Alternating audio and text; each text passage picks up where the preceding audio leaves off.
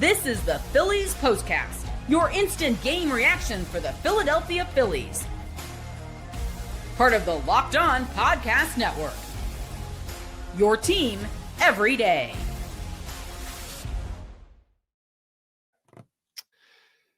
Welcome in, Locked On Phillies Postcast, Locked On Phillies YouTube channel. My name is Mark Farzetta. Great to have you along for the ride. Remember the Phillies' 9-game winning streak? Well, now they've lost 1 in a row.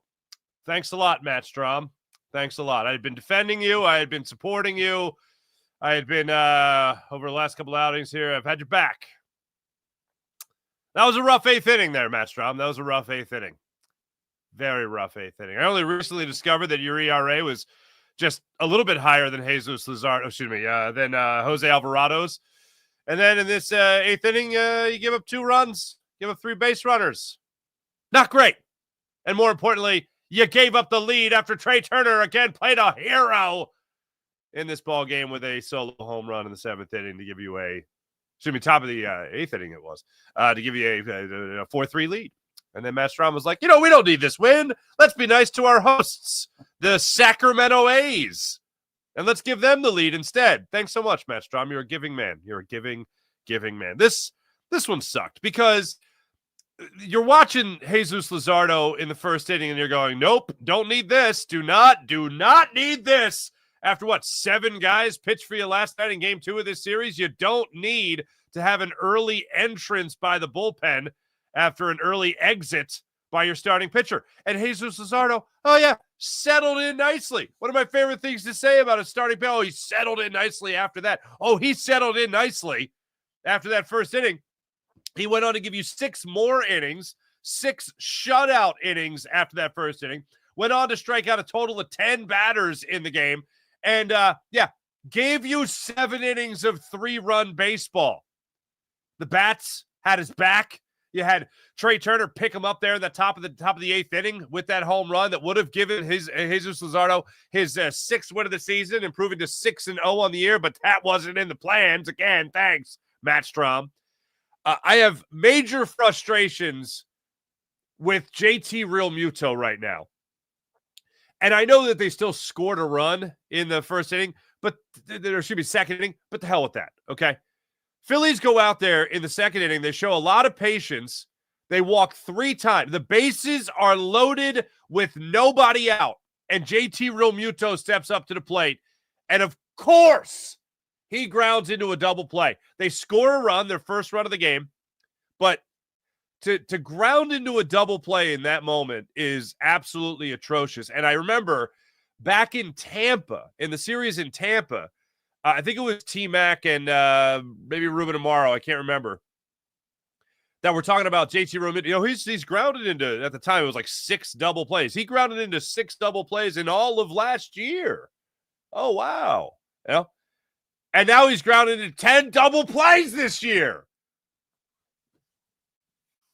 This is a problem, people. That's a problem. He's great behind the plate. You can say all the nice things he does behind the plate. He's great behind the plate. He had a great game the other night. Game 1 of this series is great, but it is not at all consistent anymore for JT Realmuto. The only consistency is the negative portion of his approach to the plate. You're talking about a guy right now with a .332 batting average and a .303 on base percentage after he took the 0 for 4 collar today with a strikeout. And of course that, you could have had a rally there with the bases loaded in the second inning, but it was, I'll call it a buzz kill. It was a buzz kill, threat kill of a double play there to just squeak out 1 measly run in the game, or should be in that second inning. This one you can certainly chalk up as just a very, very frustrating loss for the Phillies, especially when you thought you were setting yourself up against for success. Trea Turner gets the home run, and you're up, and you're going to give the ball to Matt Strham. You're probably going to give the ball to Jordan Romano in the 9th inning. That's probably the plan to close it out. No magic this time. You had some magic in game 1. You had some magic certainly in last night's game.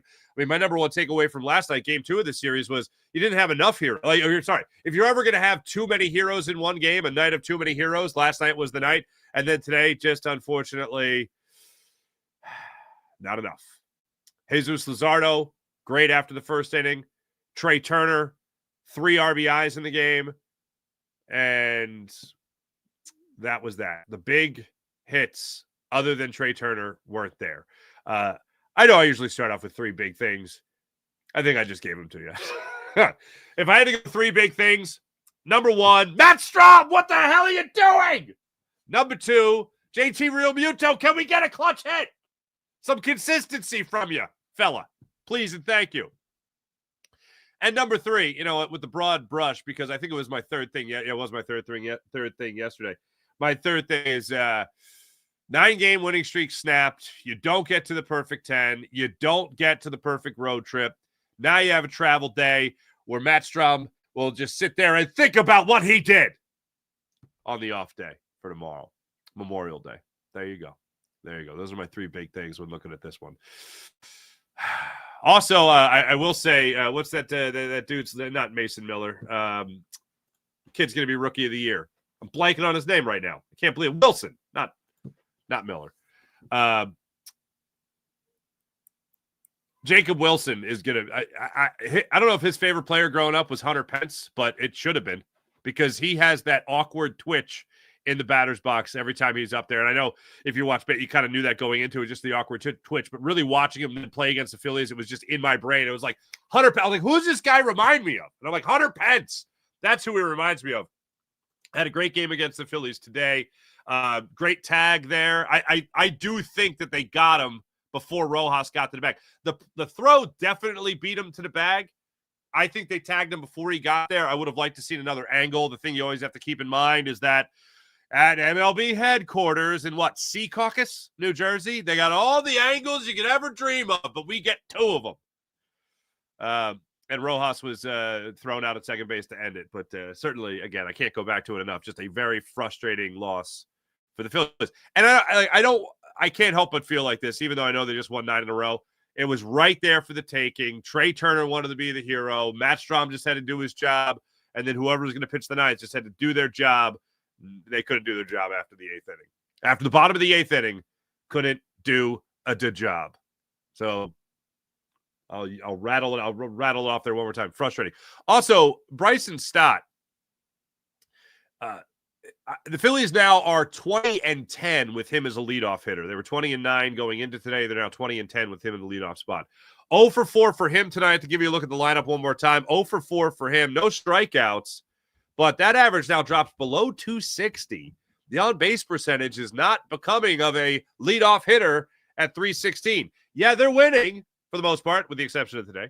10 games over 500 with him as leadoff hitter, was 11. That is a wee bit of a concern there for Bryson Stott, certainly. So would like to see him snap out of that. And then Bryce Harper tonight, this afternoon, I should say, another concerning name to bring up here. Because today he certainly did not have it. When we come back, I'll tell you about what I think is the most entertaining portion of this game. We'll get to that. We'll give you the player of the game. We'll also give you the turning point of the game. And we'll also give you what I think you'll be talking about tomorrow. We'll take that all in and more when we return. This is Locked On Phillies Postcast on the Locked On Phillies YouTube channel.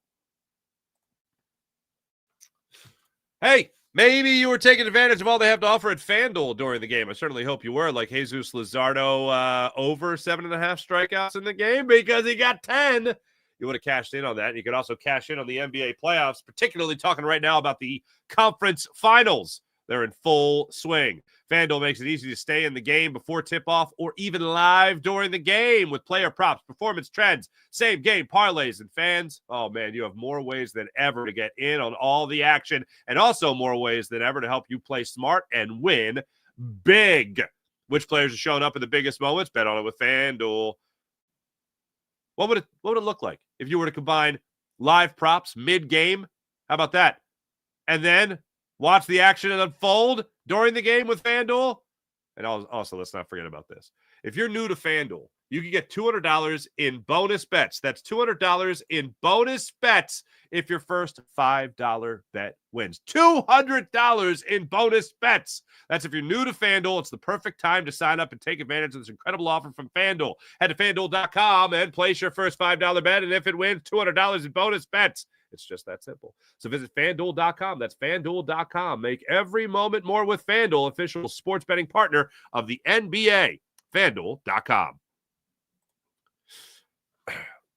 Away from the Phillies, really, and just enjoying one of the best parts of this game, without question, was the seventh inning. Jesus Luzardo, still in the game, was at 85 pitches at the start of the seventh inning. He strikes out Clark on a fastball, 97 miles per hour, pops the mid at 97 miles per hour. Then he gives up the single to Wilson. Rooker goes up there. He gets the single to left field. First and second, one out. He's got to dial in. Soderstrom goes up there. He flies out to Nick Castellanos in right field. You got 2 outs now in the inning. Andujar coming up to the plate. First pitch is away. I think that was the sweeper. I think the first pitch was the sweeper. They called a strike. It wasn't. Home plate umpire Roberto Ortiz called it a strike. It was not a strike. Mark Kotze in the A's dugout is chirping. He eventually gets thrown out of the game. Now that's 0-1. He gets thrown out of the game. And Kotze was right. He was absolutely right. So then strike 2 happens. Another pitch that's outside. I think that was the fastball away.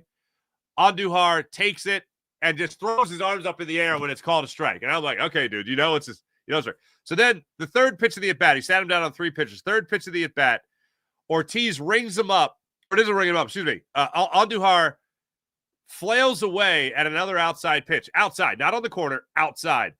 Roberto Ortiz, home plate umpire, rings him up. And even before he could finish the ring up motion for the home plate umpire, strike 3, Andujar throws his arms up in the air first. And it was actually a real great moment of athleticism by Roberto Ortiz.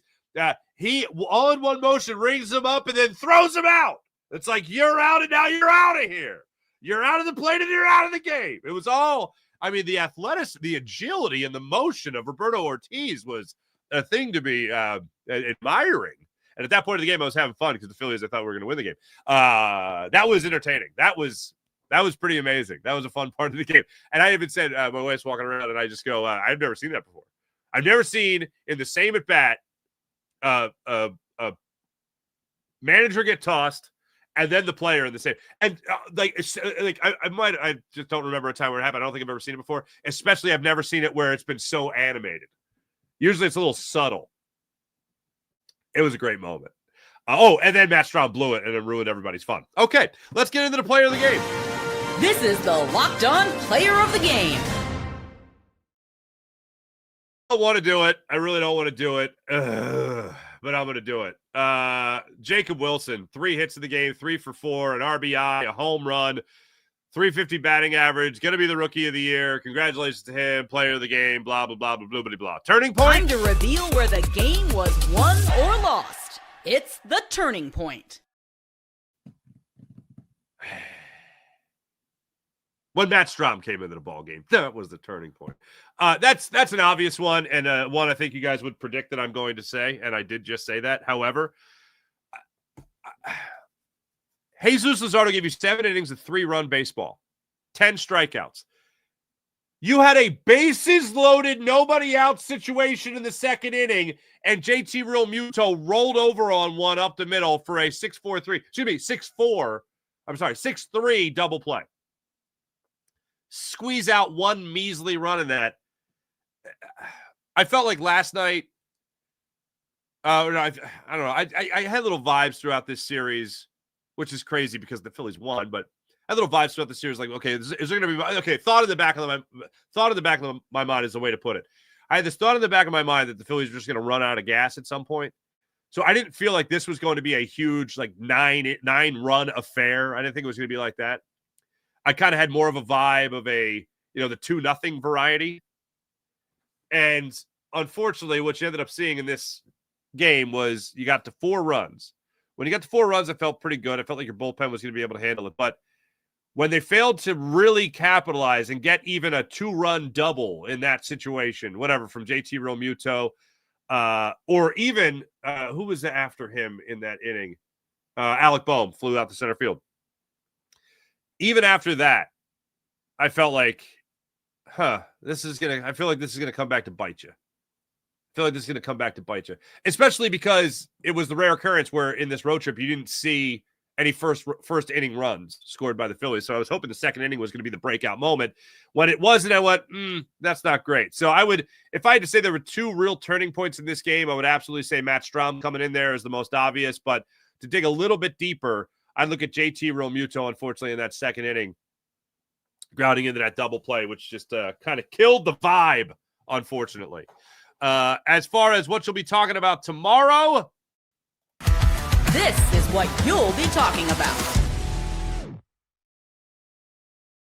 I hope you guys are going to be remembering people that have paid the ultimate sacrifice for our country on Memorial Day. I know, and you guys might even see it. I talk with my hands quite a bit. This is my Travis Mannion Foundation bracelet. Travis Mannion and I played basketball together in intramural ball in high school. We both grew up in Doylestown, and he was a great dude. He really was. I don't want to paint a picture that leads anyone to believe we were best friends or anything like that. Two guys that were on the same team won a championship together. I'd see him around town. We'd catch up for a minute or two. And then I learned of his unfortunate and really tragic passing, defending our liberties. So I hope everyone tomorrow is talking about something similar, somebody that is close to them or somebody they know or someone they just like to pay respect to, maybe somebody you didn't even know, somebody you like to pay respect to on Memorial Day. So that's what I hope you'll be talking about tomorrow, more so than anything that has to do with the Phillies, with Matt Strham, with JT Realmuto, with Bryce Harper going 0 for 4. What's important, what you'll be talking about tomorrow. I hope that's what you'll be talking about tomorrow. So we all show some appreciation, some well-deserved appreciation to those that have served and paid the ultimate sacrifice. I will get into the chat check right now, as a matter of fact, and see how you guys are doing on this Sunday. So how about that? Jessica Patrick, hello. Turning point, double ejection. It was a great one. That was a great one. And then Turner's home run at the top of the game. That was great. Matt Strham, you blew it. Morgan Landy, I know. Didn't age well. Yeah, right. JT is such a problem, says Philly and 8. He is not the long-term solution for the Phillies. Well, I think he's in his last year with the Phillies. He's not coming back. I mean, I could potentially see a short-term deal for him, but certainly not a long-term deal. But yeah, he hasn't done really much for me to go, oh, yes, this is the guy again. And the fact that Logan O'Hoppe is just crushing baseballs right now for the Angels is a little bit more of a thorn in their side. Hey, look, my argument was never keep Logan O'Hoppe because he's going to replace JT Realmuto. No, that's not how I was looking at it. I just thought that you could get a lot more for Logan O'Hoppe than Brandon Marsh. And now Brandon Marsh starting to hit the ball a little bit. So there you go. Polar Buck, what's up, Polar Buck? Best part of this game was seeing Kotsay and Andujar be ejected. Yeah, in the same 3 pitches. It was amazing. Bam 100, Strahm blew it. Yes, he did. Damn, didn't expect to sweep this series, but I thought we really should have after we won last night. Right? I'm with you. Tommy Shrove, basically, I just consider JT an out every time he's at the plate. Well, the game, what? One of the series, was that the cycle game where he was a triple short of the cycle, or am I thinking of the other game he played in? Yeah, that was that the game 4 against Colorado? Game 4 against Colorado, triple short of the cycle. Hey, Miss Guzzi. All right.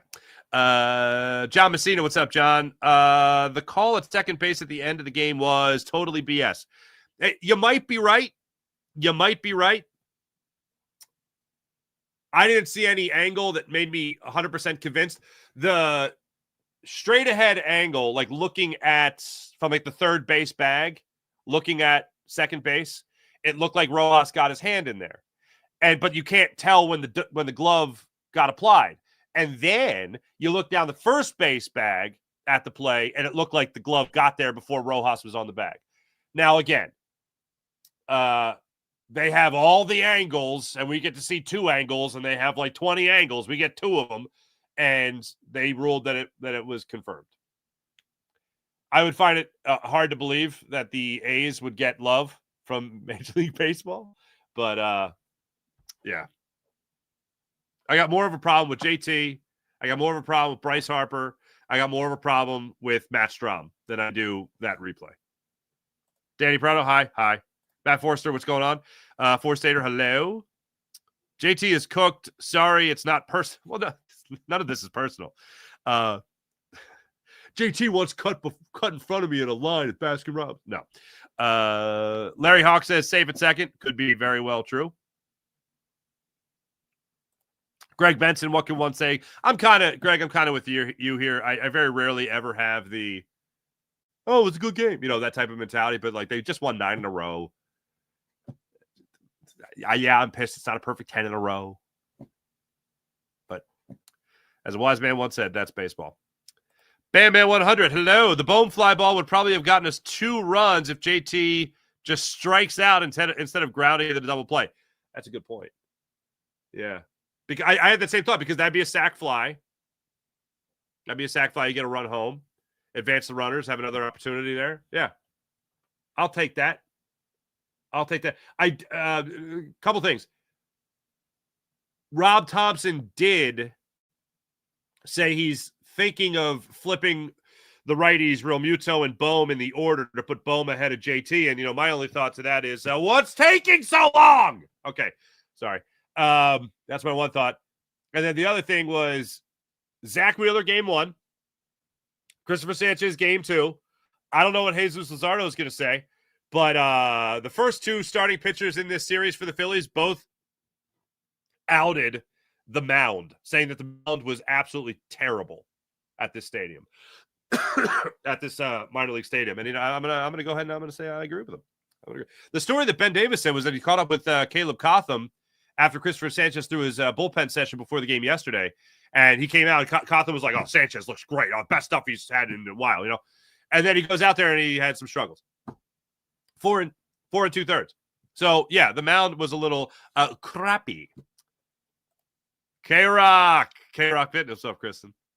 Hello, happy Memorial Day weekend. What a crappy loss. JT should be batting 9th. I concur. Watching it in the Poconos with the whole Harris fam, who all say hi. Hi, Harris family. K-Rock Fitness is my dear friend Kristen. That's her fitness place. She does a great job with all that, and her family is and they're family angels, basically. Sorry, Mrs. Harris, I'm not wearing black socks. I'm actually wearing slippers because I do the show from my house. And I'm wearing shorts. I'm crazy. Applause, applause, applause. Blackout. All right. Late inning relief is going to be, that's going to be a problem until the deadline. Oh, the Braves and the Nationals lost. Okay, that's something. Like the surprise. ROAC 35. Yeah, should this surprise anyone? This bullpen blows. Go Dodgers. Weakness is Rojas. Salute to the... There we go. Larry Hawk, that's very good. That's very nice. Jeremy Von Skyver. Mark, what's on the menu tonight? I'm not grilling. Pry tomorrow. Burgers. Dogs. I was thinking about maybe doing some lamb skewers with little bacon in between them. I'll grill those up. Treat myself. Tommy Shrove, we lost today because of, I think it's weight loss drugs. We lost today because of weight loss drugs. Those Kepler and Casty at bats in the second were just amazing. Well, Kepler drew a walk. I think he was one of the dudes that walked in that second inning. Yeah, Schwarber, Casty, Kepler. How about Schwarber and Kepler? Between the two of them, each saw 9 pitches, 18 total, obviously. Castellanos, a 5-pitch walk. Bases loaded, nobody out. JT, ground ball, double play. Bohm flew out to center field. A bit of a rough one. And yeah, let's get into this. Bam Man 100. Thanks, everybody in the chat. You guys are very... Oh, hold on. It said Ken. What's up, Ken? Kev Carey Jr. What's up? Very optimistic since they're headed back home for a couple series. What are some possible bullpen moves you think they can make? As of right now, they're riding this out. And I don't see them, other than signing someone like David Robertson, I don't see any move of significance happening in the near future for this Phillies squad. Now, they do take the off day tomorrow, so they do have the travel day. And this is where they got the 3-game series against the Atlanta Braves. They lost 2 of 3 against the Atlanta Braves earlier in the season. That was April 8th 9th, and 10th in Atlanta. You also had that one bizarre play with Johan Rojas and Edmundo Sosa on the Zach Wheeler start that was just really rough. So, look, the Phillies just did exactly what they're supposed to do against the Rockies. They should have swept the A's. They didn't sweep the A's. Now they got the Braves at home for a 3-game series. Walker, Suarez, Wheeler going in this one against Strider, because of course they are, against Smith, then against Smith, Shalver, and then Chris Sale. That's what you got coming up here for a 3-game series. This is the one we care about. This 9-game winning streak means nothing if the Phillies get swept by the Braves. This 9-game winning streak means next to nothing if the Phillies lose 2 of 3 to the Braves. You got to win this series against the Braves. I got confidence in Suarez. I got confidence in Wheeler. I don't have so much confidence in the Taijuan Walker. But, here's hoping.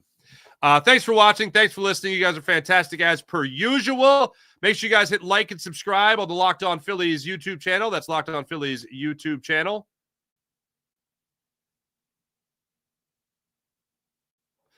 Will Willis. Not to harp on after the 9-game winning streak, but bullpen move? Yes. Please. I'd love to see it. Just get some fresh blood in there. I don't think anything of significance is happening anytime soon. Thanks, everybody. And once again, for all who have served and paid the ultimate sacrifice, if a family member of yours has done so and paid the ultimate sacrifice, someone you love, then my heartfelt, deep appreciation for you, for your own sacrifice, and obviously theirs as well. Enjoy the day off, everybody. My name is Mark Farzad. I'll be back with you guys Tuesday following Game 1 against the Braves, 6:45 start time. Spencer Strider takes to the hill against Taijuan Walker. Have a great rest of your weekend. Enjoy the day off. See you guys Tuesday night. Bye.